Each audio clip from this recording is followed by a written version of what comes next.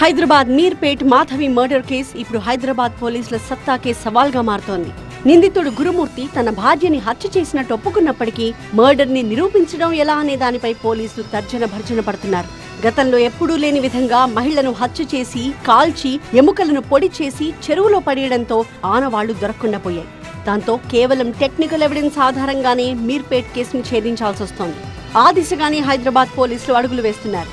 3 రోజుల దర్యాప్తు తర్వాత కిచెన్ లో 2 కీలక ఆధారాలు సేకరించారు. శరీర భాగాలను కాల్చిన ఆనవాళ్లతో పాటు ఇన్ఫ్రారెడ్ రేస్ ద్వారా ఇంట్లో రక్తపు మరకల్ని గుర్తించారు. వాటి నుంచి DNA శాంపిల్ సేకరించిన పోలీసులు పిల్లల DNAతో టెస్ట్ చేయబోతున్నారు. గతంలో ఎన్నడూ ఇలాంటి మర్డర్ జరిగిన దాఖలాలు లేకపోవడంతో దేశంలోని ఇతర ప్రాంతాల్లో ఇలాంటి హత్యలు ఎక్కడైనా జరిగాయా, అక్కడి పోలీసులు అధికారులు ఎలా ఛేదించారనే దానిపై ఫోకస్ పెట్టారు. ఇప్పటికే హత్య జరిగిన తీరుపై కొంత క్లారిటీకి వచ్చిన పోలీసులు పూర్తిగా టెక్నికల్ అంశాలతో ముడిపడి ఉండడంతో పొరుగు రాష్ట్రాల ఎక్స్పర్ట్స్ సాయంతో ఛేదించడానికి ప్రయత్నిస్తున్నారు.